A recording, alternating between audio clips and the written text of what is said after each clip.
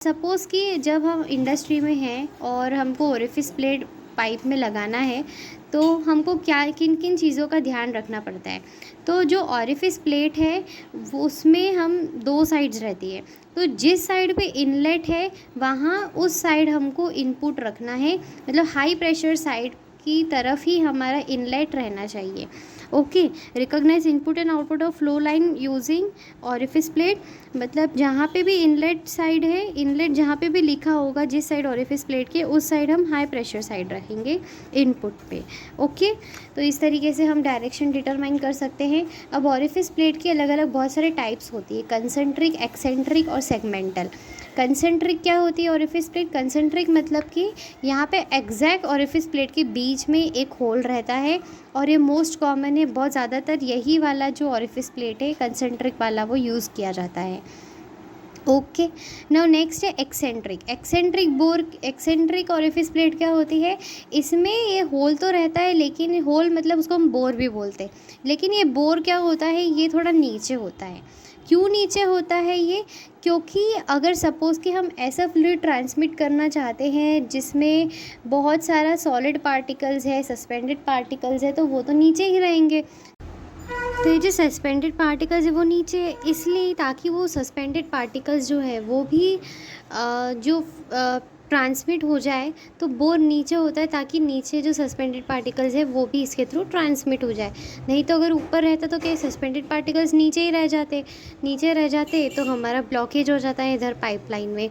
इसलिए ताकि वो नीचे अक्यूमुलेट ना हो और इजीली ये जो सस्पेंडेड पार्टिकल्स है वो ट्रांसफ़र हो जाए, इसलिए हम एक्सेंट्रिक बोर का वहाँ यूज़ करते हैं, एक्सेंट्रिक प्लेट्स का, जहाँ पे सस्पेंडेड पार्टिकल्स वाला फ्लूइड ट्रांसफ़र होता है। ओके, और नेक्स्ट होता है एक सेगमेंटल भी एक ओरिफिस प्लेट है जो सेगमेंट शेप का होता है। मतलब सेगमेंट मतलब कि सर्कल को आप अगर हाफ में डिवाइड कर दो तो जो नीचे का पोर्शन है वो सेगमेंट कहलाता है। ओके, तो ये हमारे टाइप्स ऑफ ओरिफिस प्लेट्स थे ना। नेक्स्ट हम 2-3 कॉन्सेप्ट्स की बात करते हैं जो आप अगर इंडस्ट्री में जाएंगे तो बहुत इंपॉर्टेंट आपको काम आएगी बहुत ज़्यादा। एक है कि जो ओरिफिस प्लेट है ना, ये लगी रहती है और कंट्रोल वॉल्व भी रहता है।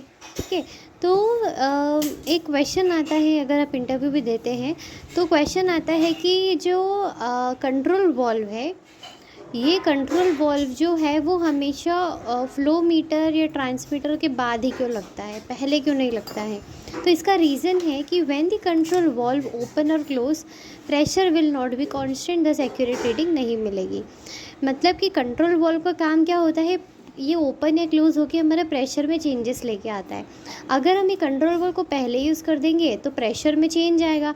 अब प्रेशर में चेंज आएगा तो वही ओरिफिस प्लेट रिसीव करेगा, और फिर ओरिफिस प्लेट तो ये डिफरेंशियल प्रेशर को मेजर करेगा, तो हमारी रीडिंग एक्यूरेट नहीं आएगी। जो रीडिंग आनी चाहिए, जो रेफरेंस प्रेशर है उसके करस्पॉन्डिंग रीडिंग नहीं आएगी। इसलिए हम कंट्रोल वॉल्व को बाद में लगाते ताकि प्रेशर का मेजरमेंट का एक्यूरेटली हम पहले ही मेजर कर ले, फिर बाद में हम कंट्रोल वॉल्व का यूज़ करके आगे पीछे प्रेशर कर ले।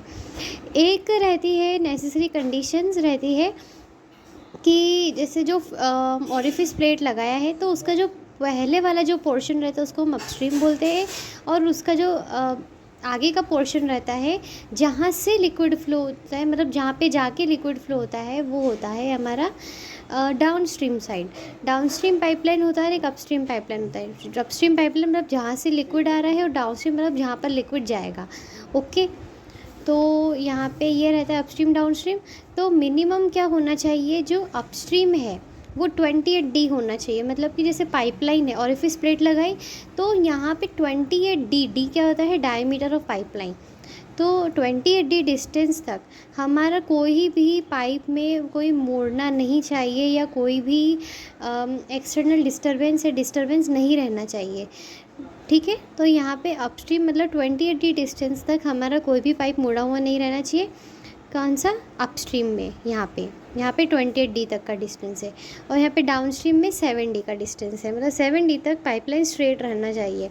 इसका मतलब कि 20D वेवलेंथ ओरिफाइस के बाद स्ट्रेट लेंथ होनी चाहिए, कोई टर्न नहीं आना चाहिए।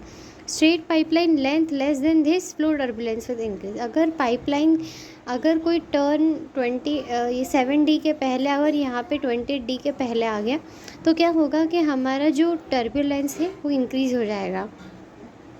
ठीक है, तो this was all about orifice meter. यहाँ पे हमने पूरा डिस्कस किया ऑरिफिस का कंप्लीट इन्फॉर्मेशन जो मैं बताना चाहती थी, और होप कि आपको इस वीडियो में कुछ ना कुछ ज़रूर सीखने को मिला होगा। और हमने बस क्या डिस्कस किया है कि ऑरिफिस का वर्किंग क्या होता है, कैसा होता है। ओके, देन हमने टाइप्स ऑफ ऑरिफिस प्लेट्स देखी, हमने एक एक चीज़ को डिस्कस किए यहाँ पे। ठीक है, यहाँ पे हमने नेसेसरी कंडीशंस देखी। तो इस तरीके से हम यहाँ पे हमारा वीडियो एंड करते हैं। Thank you so much. और आगे वीडियोस हम अपलोड करेंगे वेंचुरी मीटर का।